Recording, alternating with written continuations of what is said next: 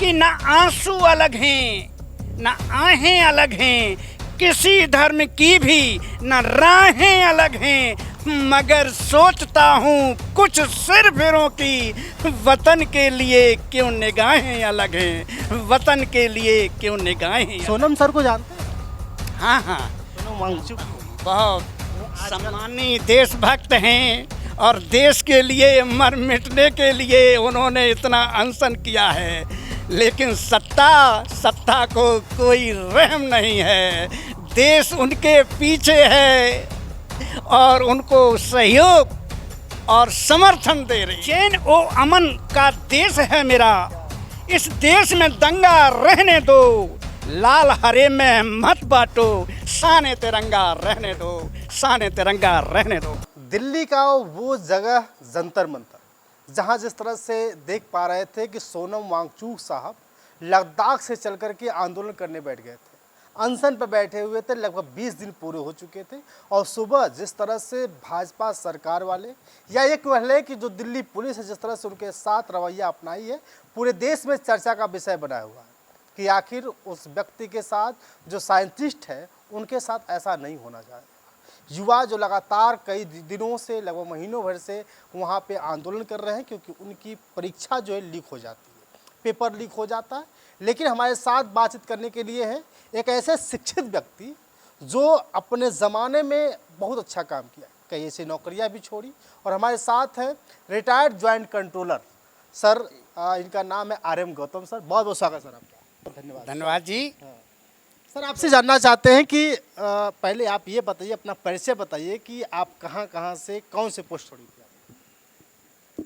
मैं Ram Mahesh Gautam, joint controller DGQA, ministry of defence, सीक्वेटेंसी कानपुर से रिटायर्ड हुआ हूँ मार्च 2013 में।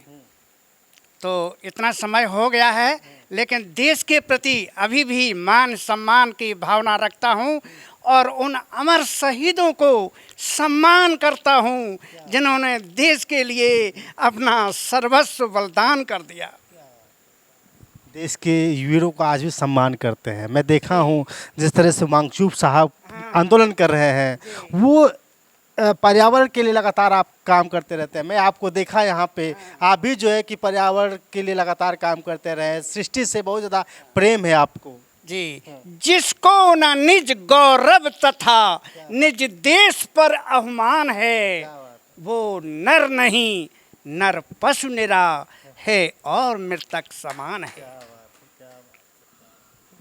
और कुछ कहना सांस का हर सुमन है वतन के लिए, जिंदगी ही हवन है वतन के लिए, कह गई फांसियों पे चढ़ी गर्दने, ये हमारा नमन है वतन के लिए। क्या बात है, क्या बात है। सर ये बताइए, आप कई सालों तक जो है कि नौकरी में रहे, नौकरियां भी छोड़ी आपने, और अब जो है कि कानपुर में अपना आशियाने पर रह करके काम करते रहते हैं।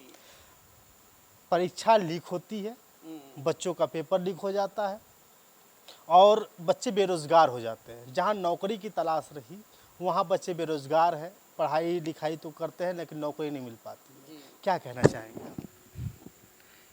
सर मैं अभी तो देश के प्रति जो सम्मान और जो बलिदान दिए हैं, मैं उनको याद करना चाहता हूँ कि जो पी अंधकार जग को आलोक दिया करते हैं, जो परहित के लिए गरल के जाम पिया करते हैं, युद्ध के समय किया करते हैं लोहू से तर्पण, फिर मरने के बाद हजारों वर्ष जिया करते हैं, हजारों वर्ष जिया करते हैं।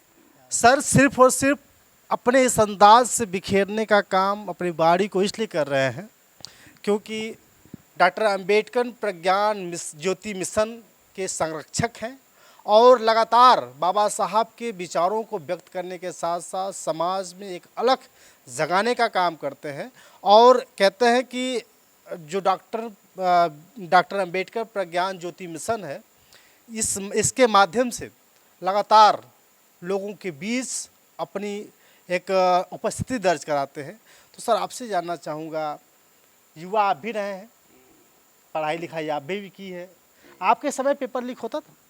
नहीं, हमारे समय में पेपर लीक नहीं होता था। बहुत मेहनत और ईमानदारी से परीक्षा होती थी।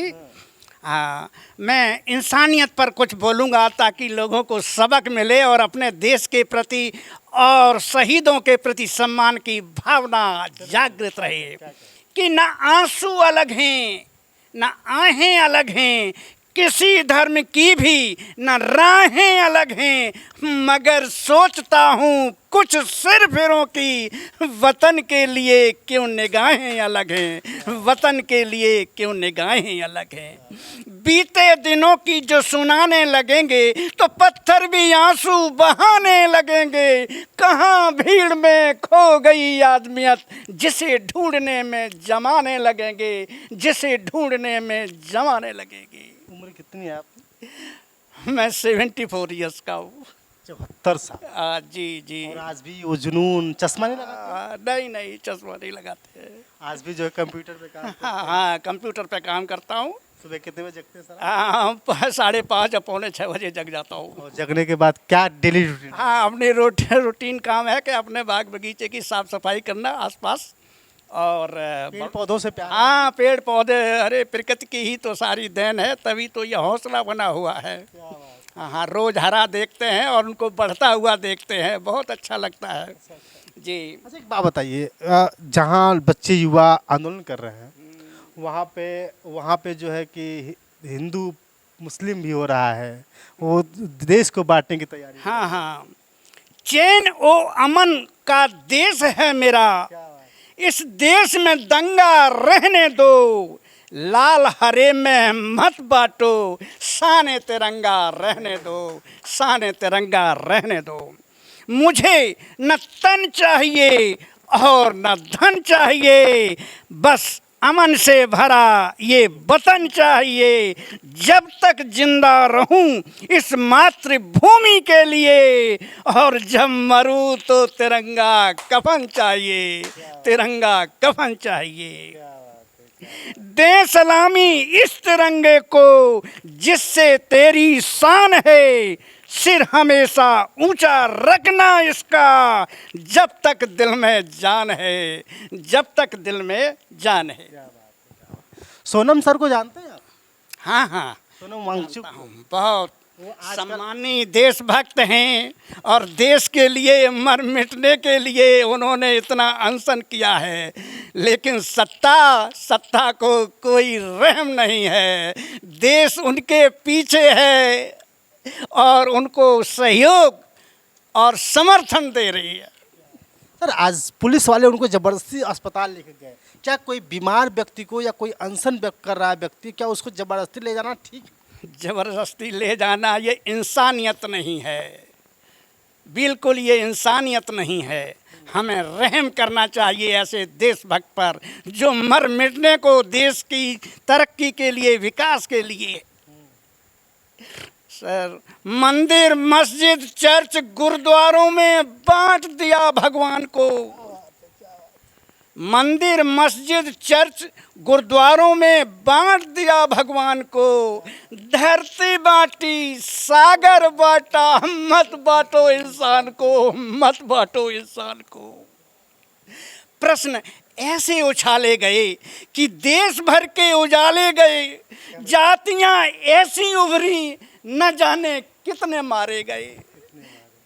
वतन कर धुएं के हवाले नहीं, वरना सदियां मिलेंगी उजाले नहीं। आदमी के ही कांधों पर सब जाएंगे, साथ जाएंगे मस्जिद से वाले नहीं, साथ जाएंगे मस्जिद से वाले नहीं।